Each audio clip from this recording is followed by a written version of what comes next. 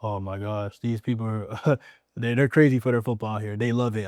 Just even saying that from day one, I remember my freshman year, my Penn State, when we played Penn State, just coming out there and seeing 80,000 fans, and how big they were, and how these people know your name everywhere you go, and they're huge fans, and so I think the football culture was something I really had to get adjusted to as well, just because Big Ten football, the nature of the beast, and just saying how really, because this is a really big college town. So Hmm. just seeing how kind of focused on college sports they were, it was a big adjustment for me. But it's something I love, and I love this fan base.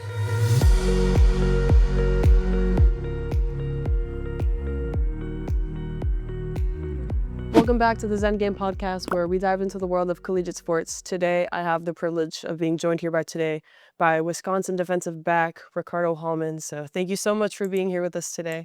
Of course, thank you guys for having me. So, just a little bit about you. You're actually born and raised in Miami, Florida. So, we're both 954 babies. So, small world, right? Yeah. So, just how would you compare South Florida football to football in Wisconsin? Because what I've noticed, at least, people in Wisconsin do not play about their Badger football. They're very passionate about Badger football. So, just with your experience playing high school football in South Florida, which is unanimously known as like the hotbed for rising football stars, how would you compare South Florida football to Wisconsin football in any aspect? I would say, as far as culture wise, and as far as how serious Wisconsin is about their football, I would say it's the same level as Florida. Both very, very serious about their football and love the game. I would just say the only difference that we have in Florida is that we're year-round football. Mm-hmm. In Wisconsin, when it hits winter time, they're not able to do spring ball and all those things and stuff like that. But we're football all year round. But as far as the culture and the intensity in which they play and how much they love the sport, I would say it's about the exact same, honestly. I was gonna say, I mean, at least for you being born and raised in South Florida, coming to Wisconsin to play football, where South Florida's sunny all the time year round, and then Wisconsin, you get snow for maybe like 3, 4 months out of the year. Did you find that difficult acclimating to that temperature change at all? Just like those playing conditions going Oh from, yeah, definitely. yeah. Like even when the winter first hit and I was a freshman, so I wasn't playing a snap. And I'm not out there running around, so I'm just going through the freezing temperature out there. And that was really hard adjustment for me. But I think it was really cool because once I started playing, it like kind of gave me a unique challenge that I never had to be in before, and just kind of know what true Big Ten football is about. Those gritty games in the winter when it's probably below 10 degrees and it's really cold out there. I think that was super exciting. So that was definitely hard to get acclimated to, but once I got acclimated to it, it was very fun. Do you have any snow games that you played in that you think back on at all? Oh, What was your first snow game? first snow game, I think that was Nebraska, my sophomore year, so Nebraska 2022, and we played them at Nebraska, and that game was freezing. I think it went through like kind of four different phases. It was like rain at first, then it was sleet, then it was snow, and that game was really bad. I think it ended up the final. I think it got to a low of like 17 degrees. So yeah, that game was really really cool. That was probably definitely my worst game for sure. Just like cold rain, it wasn't even snowing at that point? No, it was crazy. It started snowing like a little bit heavier, but then at first it was just like rain, like sleet kind of. That's interesting. Yeah. That's kinda crazy though, like, especially because it's below freezing temperature for it to Mhm. just be normal rain and not I actual snow know. falling. I was confused about that too. I mean, I was like, it was so weird. That's like it's probably the same thing as, like, the Florida. Mm. It goes from raining and then, like, sunny again to back to raining and just Yeah. the different types of yeah, just Yeah. different every state's obviously, like, they have their little We funny literally, quirks. yeah, we literally say that all day. Like Florida is like the only place where you can experience all four seasons in one day. Yeah. Like that's how Florida is, It'll be 90 degrees and then 60 degrees in the same day. Like, literally. you can't dress for that. I know at all. But, I mean, even right now, like, there's this heat wave going on in I Wisconsin. know. I came here and I was like, I feel like I didn't even leave home. Like, it's still hot, it's still humid. I know. And so, like funny story about when I first got here. I got off the plane and I never been to Wisconsin. My first time being in really the Midwest in general was report day for Wisconsin. So I had never seen Wisconsin before. and I had always heard about Wisconsin was super, super cold.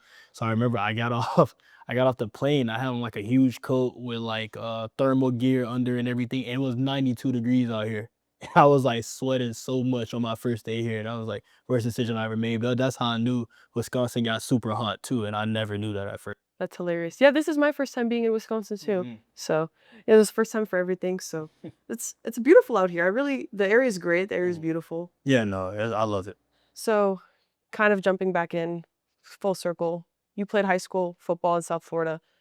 You played at U School, correct? Mhm. So, what was that whole experience like for you playing high school football there and just the recruiting process, everything you went through to get to where you are today? Oh, it was fun. I had the opportunity to go to bigger high schools like St. Thomas and American Heritage, like all those kind of blue bloods in terms of like history in South Florida. But I knew from the day I stepped on U School campus that it was a place for me. A smaller team, a smaller school. We only had about I think the max amount of players we had my time there was like 38 or something like that on the team. But yeah, it was crazy. I wouldn't trade the experience for anything. I was able to get like development I knew I needed, and to be honest, it was really personalized for me just because I watched that team and I watched my coaches really put a huge role on me and my development and help me throughout my years. And having to face competition, I was on the same team as Zay Flowers, who plays for the Ravens now, Kenny McIntosh, running back for the Seahawks. So we were able to send out talent and have to go against that every day helped me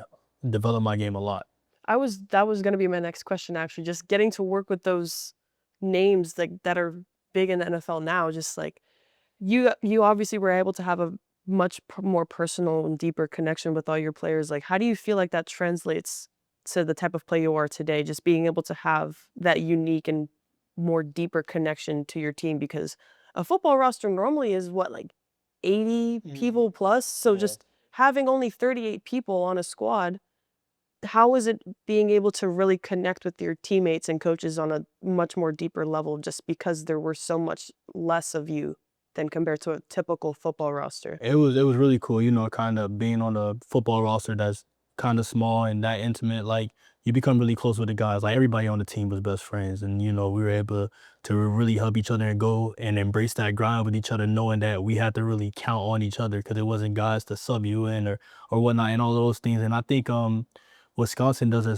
very good job at kind of adopting that same culture. It's a true brotherhood, like just similar as it was to high school for me. So even though it's 38 players and now compared to Wisconsin, we have 120 players maybe. It's so cool to really see how that culture kind of radiates and it's like really the same and it's a true brotherhood. Mhm.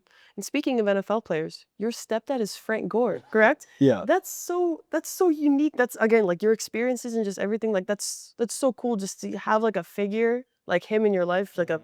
a Hall of Fame football player. Just what experiences did you take from him and apply it to your game? Like what advice has he given you that's really shaped who you are as a player and a person? Ooh, everything. He dropped gems on me from the time I was conscious and could really play football and stuff like that. And just watching how what his work ethic was and how well he took care of his body and maintained himself, whether that was diet, recovery, and just all the different things, or whether that be giving me nuggets on how to watch film and how to tell tendencies from defense, just because he's been through it all. It's just really that process and what it takes. He kind of instilled all those values into me in terms of hard work and how to approach this game and approach it in a very business-like manner and handle your business first. And I think he did a really, really good job of setting the standard for me and all my younger brothers as well and my older brothers as well, and just how to be a pro. And I found this quote, correct me if I'm wrong, but it says, make it harder for others to find someone as good as you." Mm. What does that quote mean to you? It means a lot. I remember what was it? I think it was my freshman year when I first got here. My coach emphasized to me at the time that there's always going to be somebody out there working hard. There always going to be somebody out there working hard for you, working harder than you. And he always emphasized to us and make it hard to find that next person. Make your work ethic be so crazy and the way you approach your game, the intensity and the intentionality you approach it with, make it be so hard to find another that can replicate that energy that you bring. So that quote stayed with me forever, and it really embodies how I want to approach the game now.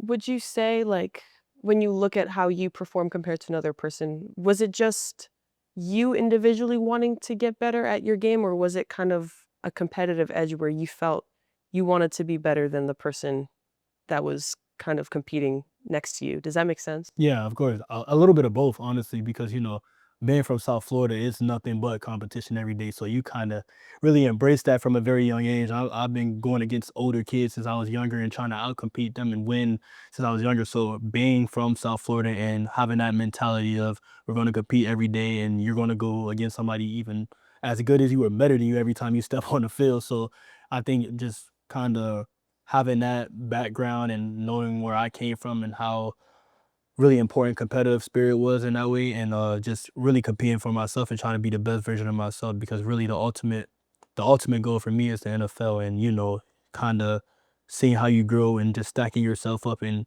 comparing to how you used to be is some steps that you have to take to kind of achieve that. Mhm. And out of high school, you had offers from all sorts of high caliber Division I football programs. You have Florida, Ohio State, Penn State, and then, of course, Wisconsin. So, with all of those offers that you had, what made Wisconsin such an easy choice for you? I think for me, I was part of the COVID class that was really affected, so we didn't get to take any official visits or anything like that.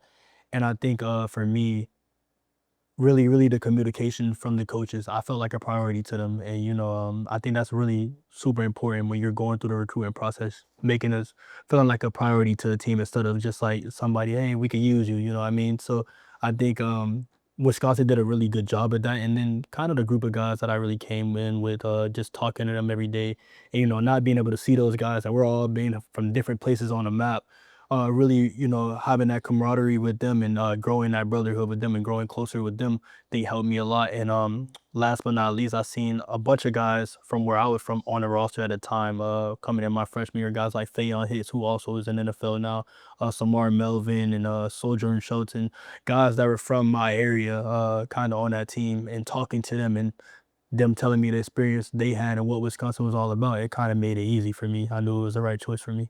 Were you ever scared, like, coming from Florida to a state, like you said, you'd never been to before? Was it nerve-wracking for you at all? Honestly, not at all. I knew from the second I started getting offers and getting really that I was gonna have the opportunity to play college football. I knew I didn't want to stay home. So I knew I wanted to get far. I wanted to truly have that college experience and be on my own for a little bit. And I think so.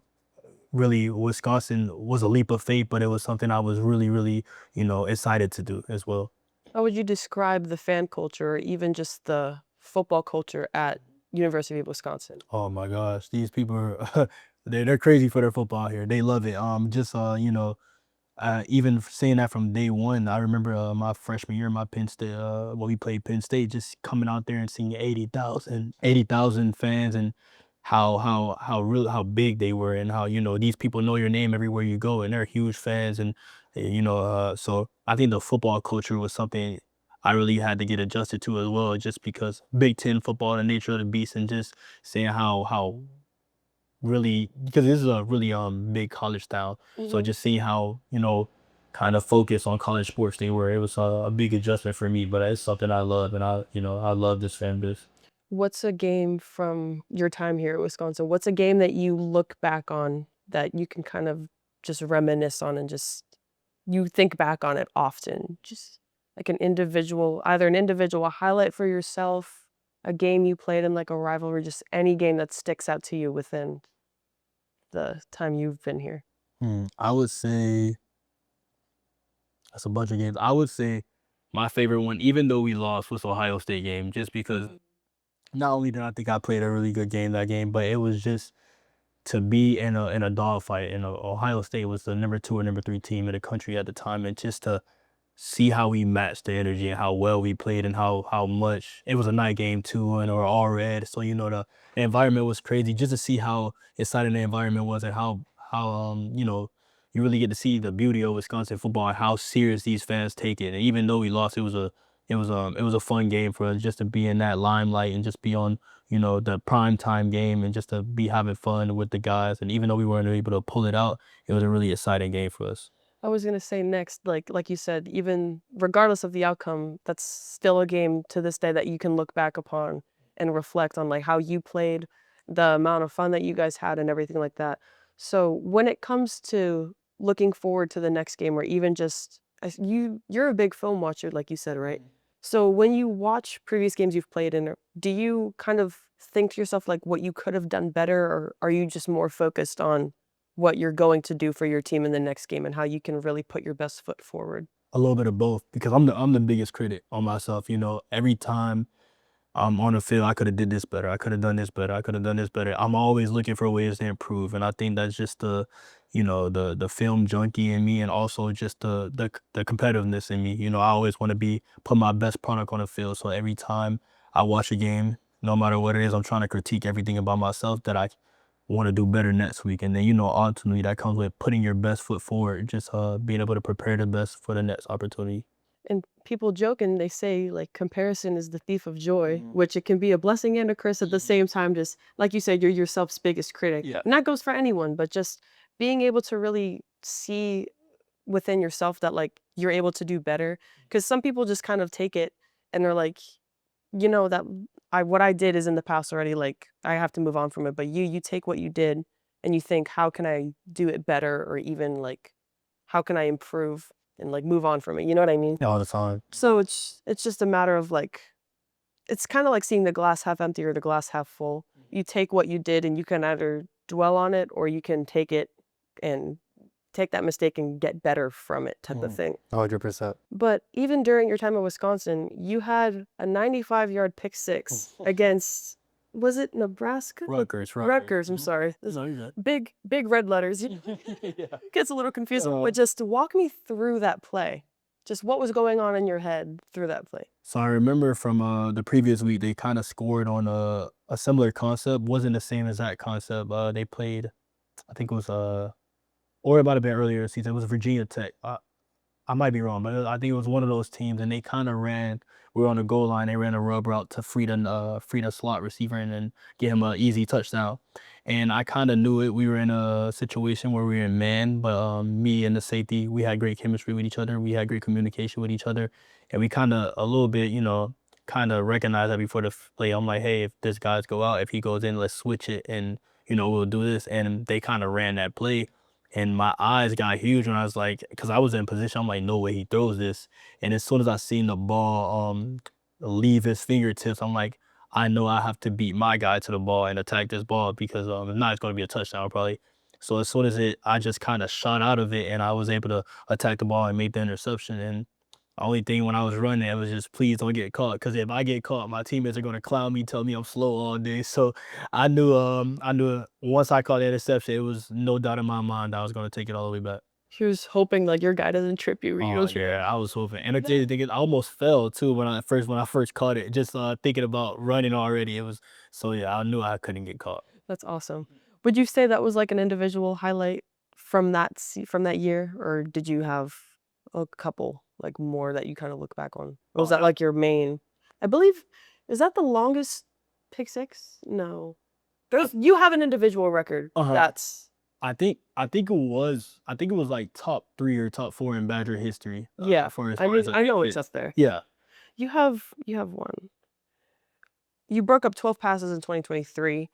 You were rated 77th percentile by single coverage. So just continuing to break those accolades at UW, just what does that mean to you as a player? Just like you said, like you're getting better every single day at what you do. Just do you kind of not pride yourself on those accolades, but is it like just another game for you where really you're not looking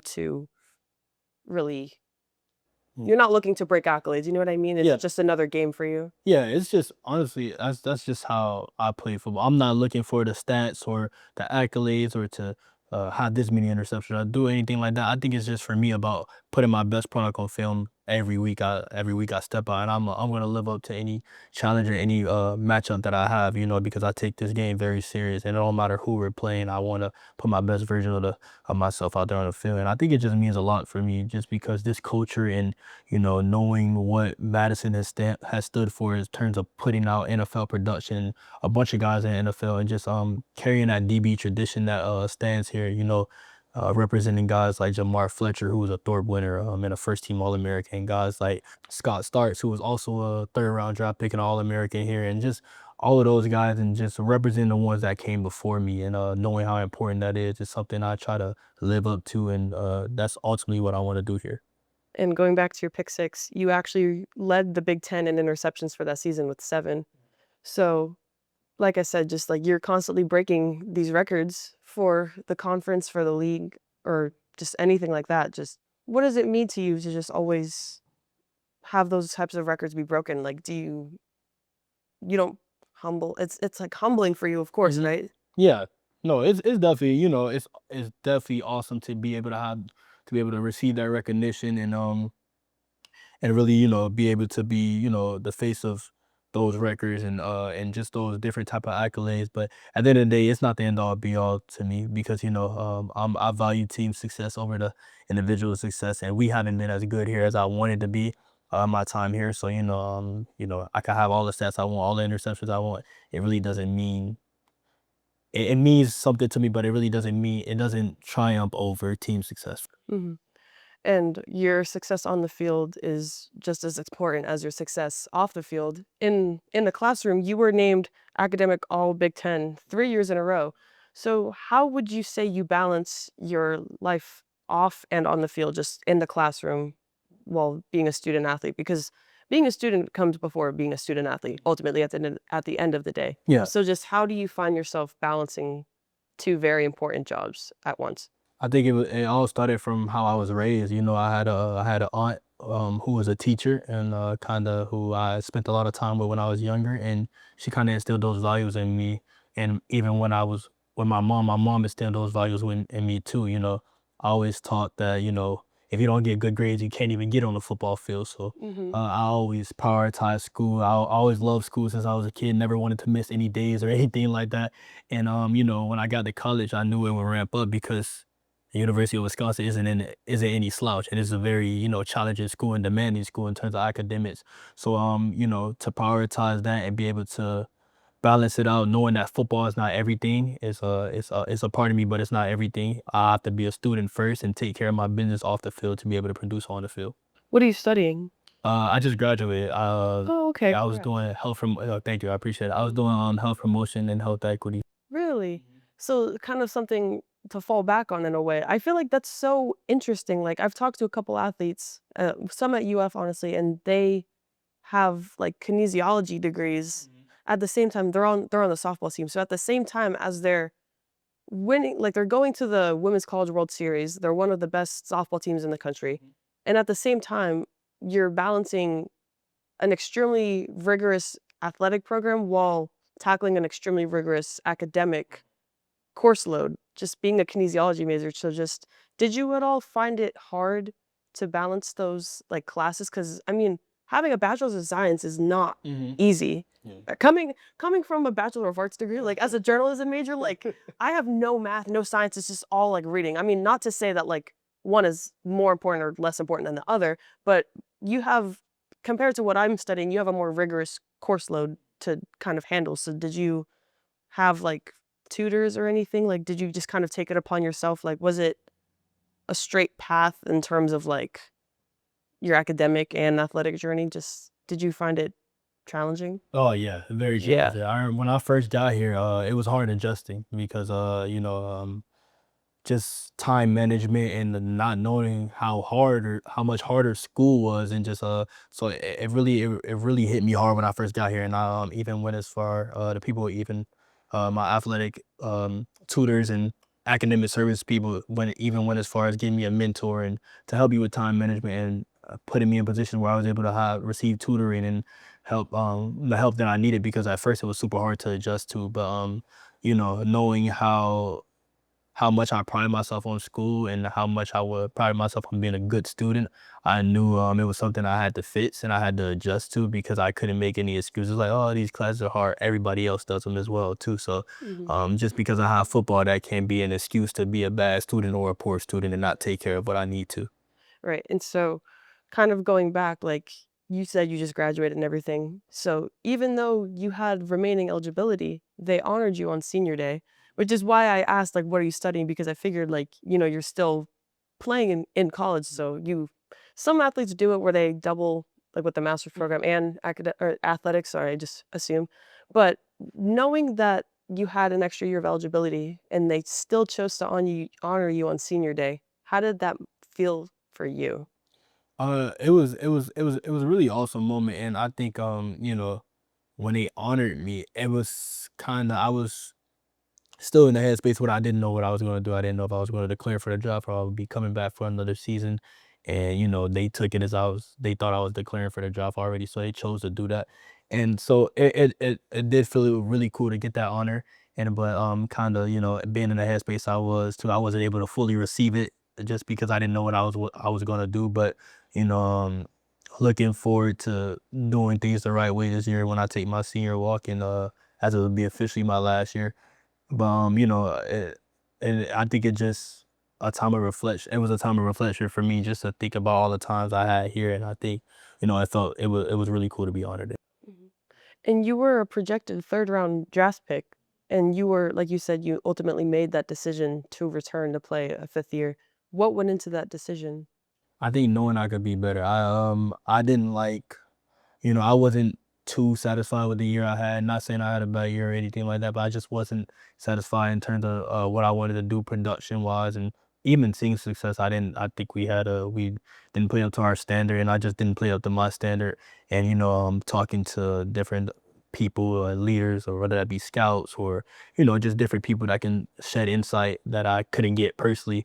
I think it was really cool just to hear the opinions that they had, and I think ultimately after hearing all the opinions and I think this was the smartest decision for me just to put myself in the best position possible when it comes to the next level. Mhm. And looking forward to next season, when you look back at your time at Wisconsin, what kind of legacy do you hope you leave behind at your school when the times when it's all said and done, when the time comes where you have to move on from the university? So just what's a legacy you hope to leave behind at Wisconsin? Mm.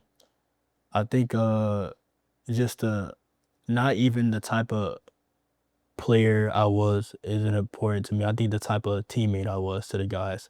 A teammate that all these guys could count on, and a teammate that that represented the W very proudly. And because I love this place, and being all the way from South Florida, this place is a second home to me. And I really grew up here as coming here as a fresh faced 17-year-old and being 21 years old now. I think that's just the impact I want to leave. That the fans can always know that I represented the W in a very huge way, in the right way, and I think that's just the most important thing to me.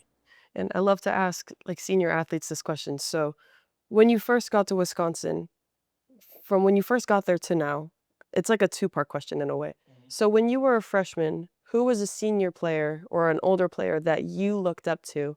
And now that you're going into your 5th year, who's a younger player that you kind of see yourself in? That's a very good question. I would say when I first got here, Fayon Hicks was a guy I looked up to. He was in my position room, and we were kind of from the same place. So seeing how his journey was almost the same as mine, we were very unique in that way.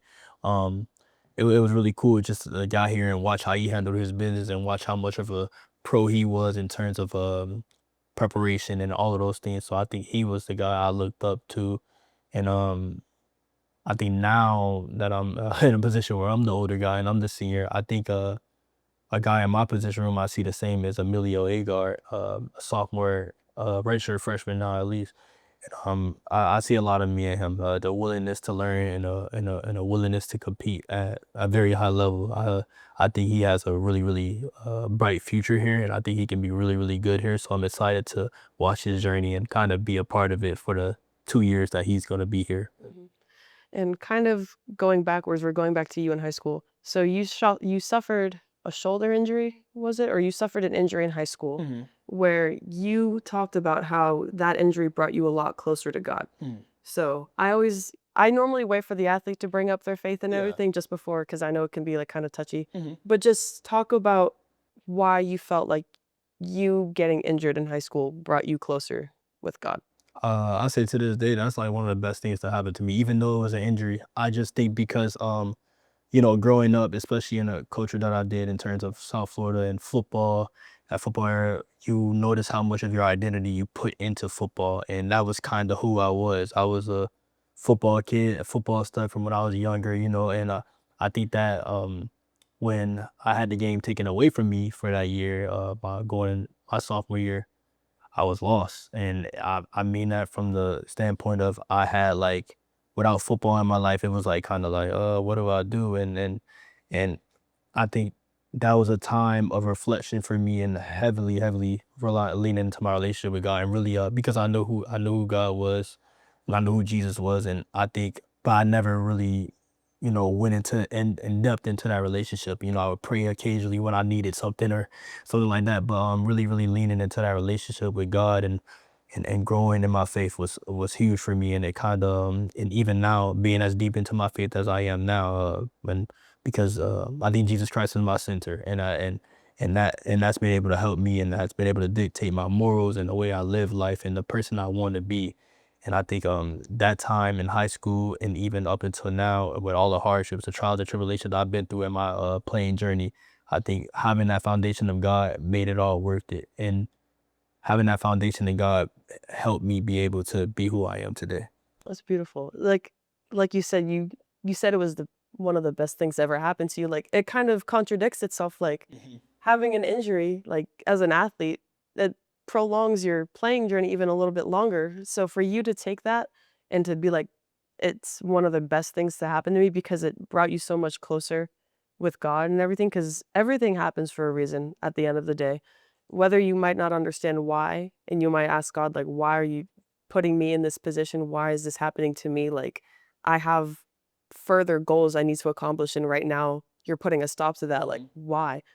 And so you'll ask him, but then he has a plan for everything, everyone. So just knowing to trust in his plan and knowing that he's leading you in the right direction. Is that how you felt, or did you kind of question why he put you in that situation? At first, I questioned it. I questioned it a lot, and because I had a bunch of goals, and I'm like, I'm getting behind the eight ball. I'm gonna be slow on getting recruited and what knows not. But then you realize, as you become more into your relationship with Jesus and you grow deeper in your faith, you realize that through his word he has a plan for everything, and your trials and tribulations aren't just to make you go through things. Jesus has a plan through it all, and I think that was really hard to get my head wrapped around at first. But as I became more into my faith, I realized his plan and his will for my life. And I think that's something I'm living in every day, try to be consistent in terms of realizing where my foundation lands. And even though life can get so hectic, you got to realize who your father is, who your leader is, what are you looking for, and what are you using to feed yourself. And that's who I use to feed myself. So I think now having that foundation that I have, it makes it a lot easier to know when I go through trials and tribulation that he's guiding me through it all. Do you have a particular verse that you look back on often, or do you maybe I know a couple of athletes that read a devotional before their game or Mhm. before a game. Yeah. Do you have a devotional that you read, or do you have a verse that you look back on often that you kind of resonate with the I, most? yeah, of course. My favorite verse is Isaiah chapter 40, verses 31, and it's for those who hope in the Lord shall renew their strength. They will mount up on wings like eagles and fly. They shall run and not grow weary. They will walk and not faint. And I think that that puts a huge emphasis on my journey and kind of trusting in God plans for like trusting in God plan consent. Those who wait on the Lord shall renew their strength. And I think noticing that everything that I do is on God's time and is on God's plan was hard for me to wrap my head around. But now being able to realize that it helps everything that you go through for you to have a different perspective on it and to know that God is with you through it all. And you have to wait on his timing. It's not on our timing, and his timing is perfect. That's that's really beautiful. I love asking athletes like that, or at least I looked into like I researched you a little bit. I just saw that, so I always wait to ask just to make sure.